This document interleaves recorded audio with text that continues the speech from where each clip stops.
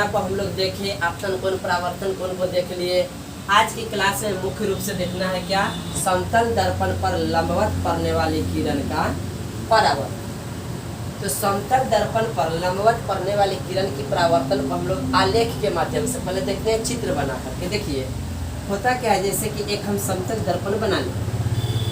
समतल दर्पण में बताए हैं कि नीचे वाली सतह को रंग देंगे तो ऊपर वाली सतह परावर्तक सतह कहलाएगी। इस दर्पण का एक नाम रख देंगे, कह दिए कि यह एम और यह एन। एमएन एक समतल दर्पण हो।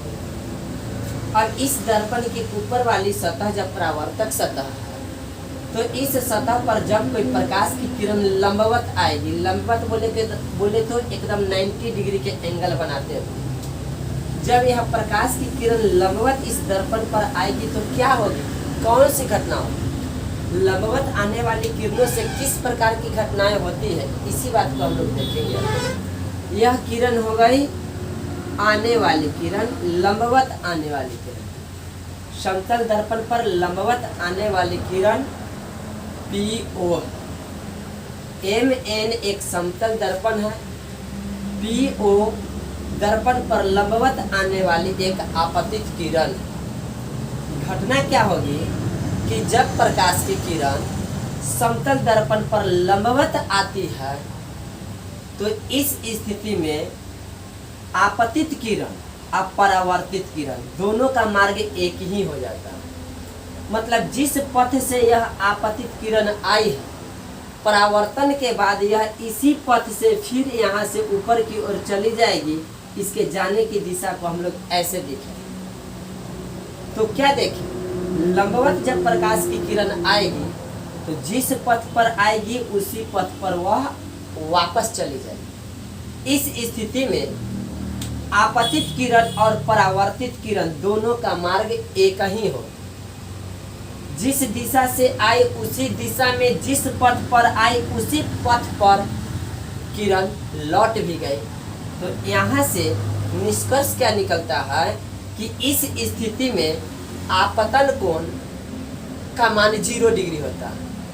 और जब आपतन कोण का मान 0 डिग्री होता है तो परावर्तन के नियम से हम लोग जाने कि आपतन कोण परावर्तन कोण के बराबर होता है।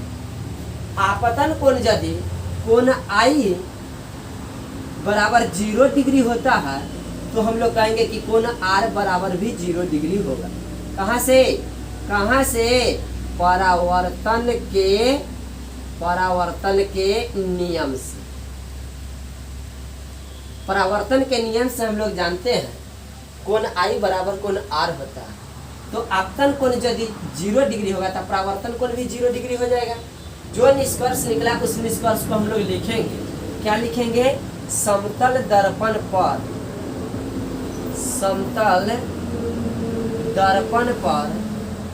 लंबवत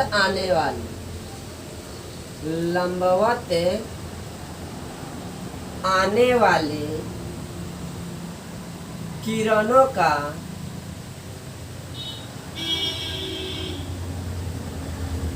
परावर्तन उसी पथ पर,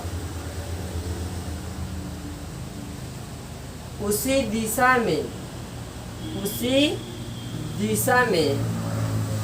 होती है और इस स्थिति में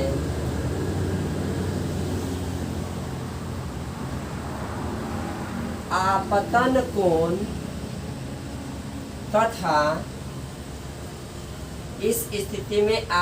कोण तथा परावर्तन कोण 0 डिग्री होता है।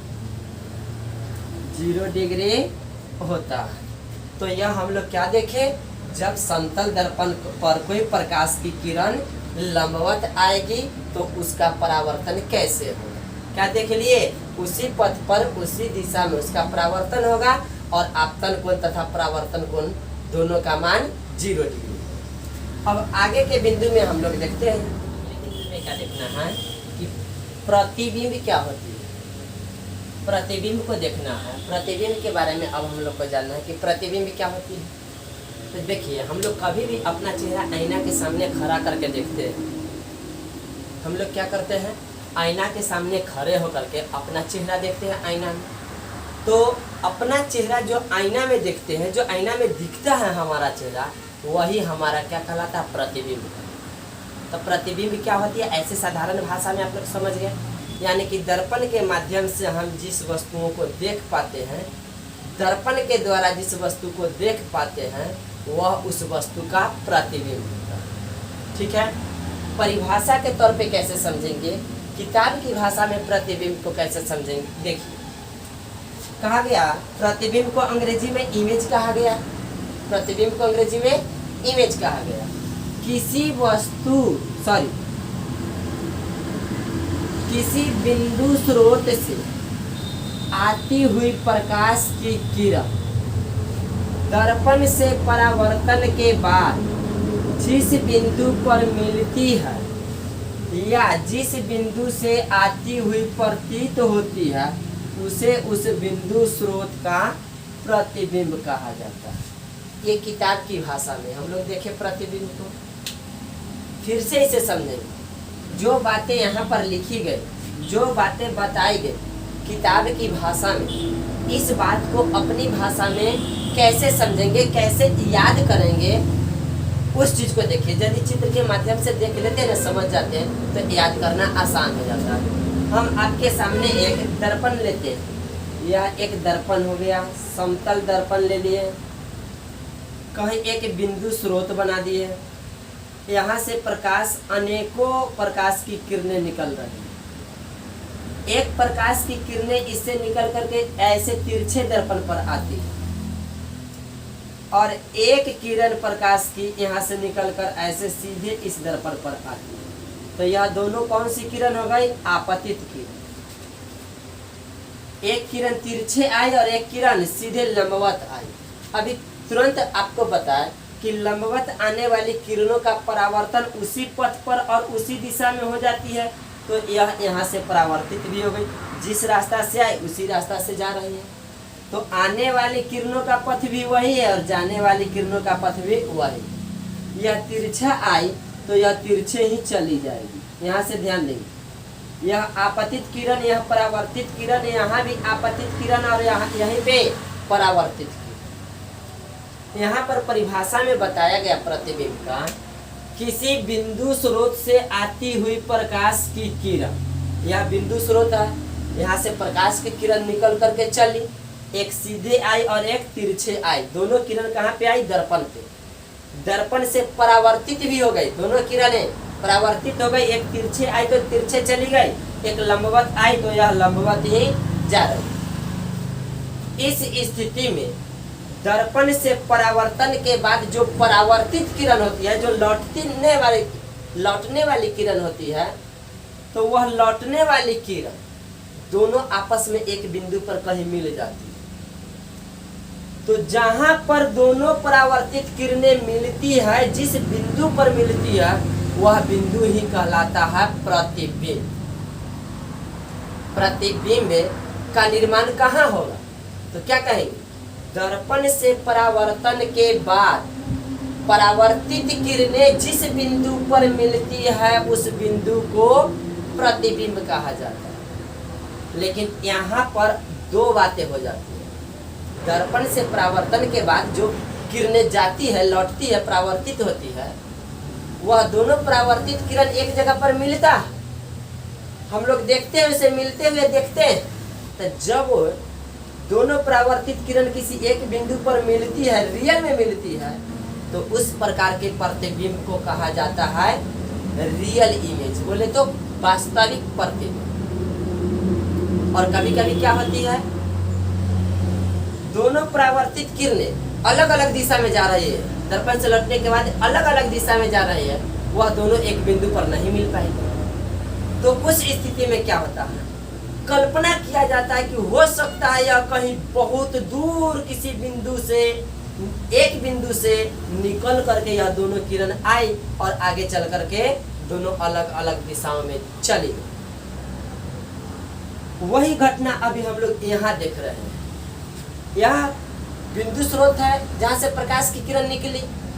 एक किरण तिरछा इधर आई तो परावर्तित इधर हो गई, और एक किरण सीधे लंबवत आई तो यह परावर्तित उसी दिशा में। अब परावर्तित किरण की दिशा को देखिए, यह इधर की ओर चली गई और यह इधर की ओर जा रही है। यह इधर जाने वाली किरण बहुत दूर तक चली जाएगी और यह सीधे जा रही है, यह बहुत दूर तक चली जाएगी। यह दोनों परावर्तित किरणों की दिशा एक इधर है और एक इधर है। यह दोनों आपस में आगे चल करके कहीं मिल पाएगी क्या? आपको लग रहा है कि कहीं मिल पाएगी? कहीं नहीं मिल पाएगी। यह दोनों किरणें के बीच की दूरी देख रहे हैं, यहाँ पर यहाँ कितना है। जैसे जैसे यह आगे बढ़ेगा, यह दूरी दोनों के बीच की दूरी बढ़ते चली जाएगी। तो जिन दो किरणों के बीच की दूरी बढ़ते चली जाएगी, वह आगे चल करके कहाँ मिलेगा? कहीं नहीं, वह वास्तव में कहीं नहीं मिलेगा। तो ऐसे परावर्तित किरणों से जो प्रतिबिंब का निर्माण होगा उससे हम लोग कहेंगे काल्पनिक प्रतिबिंब। तो प्रतिबिंब जब हम लोग समझ गए तब प्रतिबिंब के बारे में जान गए कि प्रतिबिंब दो प्रकार के। प्रतिबिंब कितने प्रकार के हो गए? दो प्रकार के। कौन कौन से? तो एक वास्तविक प्रतिबिंब और एक काल्पनिक प्रतिबिंब। यहाँ पर बताया गया कि प्रतिबिंब के प्रकार, प्रतिबिंब मुख्यतः दो प्रकार के होते हैं। एक वास्तविक प्रतिबिंब और दूसरा बताए आभासी प्रतिबिंब। आभासी प्रतिबिंब को ही काल्पनिक प्रतिबिंब कहा जाता है। आभासी कहिए या काल्पनिक कहिए, दोनों बातें एक ही है। तो यहाँ से जो प्रतिबिंब बना, अभी जो चित्र के माध्यम से हम लोग देखें, ये वास्तविक नहीं है, यह काल्पनिक प्रतिबिंब है। काहे बताए तो एक की दिशा इधर है और एक की दिशा इधर है, तो दोनों आपस में कहीं वास्तव में नहीं मिले। हाँ, कल्पना किया जाएगा कि यह दोनों किरणें ना कोई एक बिंदु से निकल करके आ रही है। कैसे?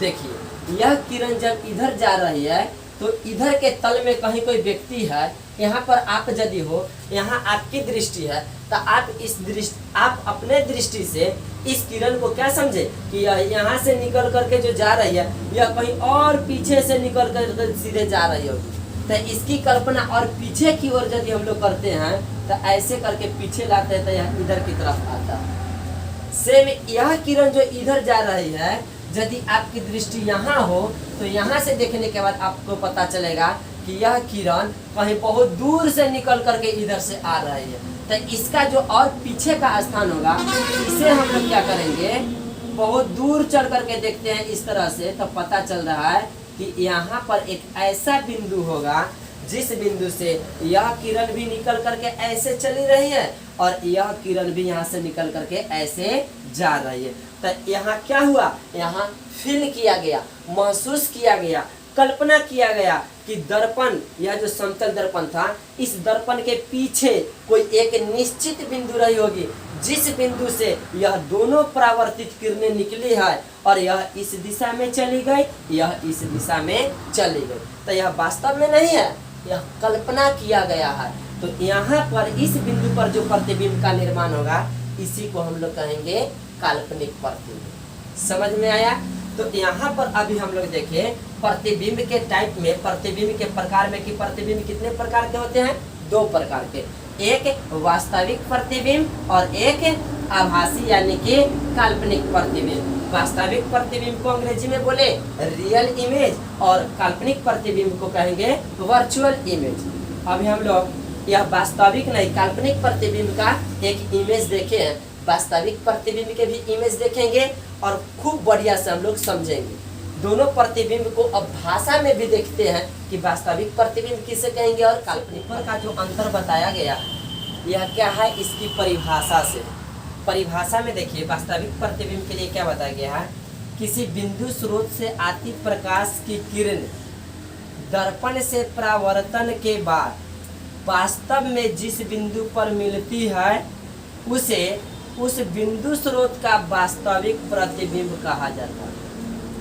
दर्पण से परावर्तन के बाद जो परावर्तित किरण होगी, दोनों परावर्तित किरण वास्तव में जहाँ मिलेगी उस बिंदु को इस बिंदु स्रोत का वास्तविक प्रतिबिंब कहेंगे। जस्ट इसके अपोजिट में हम लोग क्या देखते हैं, काल्पनिक प्रतिबिंब को। काल्पनिक प्रतिबिंब की परिभाषा क्या बताया गया किसी बिंदु स्रोत से आती प्रकाश की किरणें दर्पण से परावर्तन के बाद जिस बिंदु से आती हुई प्रतीत होती है उसे उस बिंदु स्रोत का काल्पनिक प्रतिबिंब कहा जाता है। जैसा कि अभी पीछे हम आपको चित्र के माध्यम से दिखाए थे, काल्पनिक प्रतिबिंब में वास्तव में दोनों परावर्तित किरण आपस में मिलती नहीं है, उसे कल्पना की जाती है। ऐसा प्रतीत होता है कि दोनों किरणें किसी एक बिंदु से निकलकर आ रही। वही बातें बताया गया। परावर्तन के बाद जिस बिंदु से आती हुई प्रतीत होती है, वास्तव में वहां से आती नहीं है, प्रतीत होती है कि परावर्तित किरण एक बिंदु से निकलकर आती है, तो जिस बिंदु से निकलकर आती हुई प्रतीत होती है उसी बिंदु को उस बिंदु स्रोत का काल्पनिक प्रतिबिंब कहा जाता है। तो यह हो गया वास्तविक प्रतिबिंब की परिभाषा और यह हो गया काल्पनिक प्रतिबिंब की परिभाषा। अब दोनों में और कुछ अंतर है क्या? हाँ, कुछ और अंतर है। देखिए, वास्तविक प्रतिबिंब के बारे में क्या कहा गया कि वास्तविक प्रतिबिंब को पर्दे पर प्राप्त किया जा सकता है। जब वास्तव में कहीं मिल रही है तो उस प्रतिबिंब को किसी भी प्रकार के पर्दे पर प्राप्त किया जा सकता है, लेकिन काल्पनिक प्रतिबिंब को पर्दे पर प्राप्त नहीं किया जा सकता। यह वास्तव में कहीं प्रतिबिंब बन ही नहीं रहा तो उसे पर्दे पर कैसे प्राप्त किया जाएगा? काल्पनिक प्रतिबिंब को पर्दे पर प्राप्त नहीं किया जा सकता। तो दूसरा अंतर क्या देखे? वास्तविक प्रतिबिंब को पर्दे पर प्राप्त किया जा सकता है और काल्पनिक प्रतिबिंब को पर्दे पर प्राप्त नहीं किया जा सकता।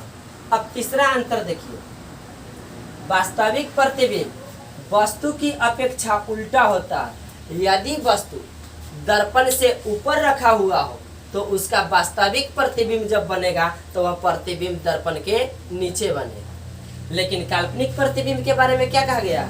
काल्पनिक प्रतिबिंब वस्तु की अपेक्षा सीधा होता है, मतलब दर्पण के जिस साइड में वस्तु रहेगी प्रतिबिंब भी उसी साइड में बनेगी।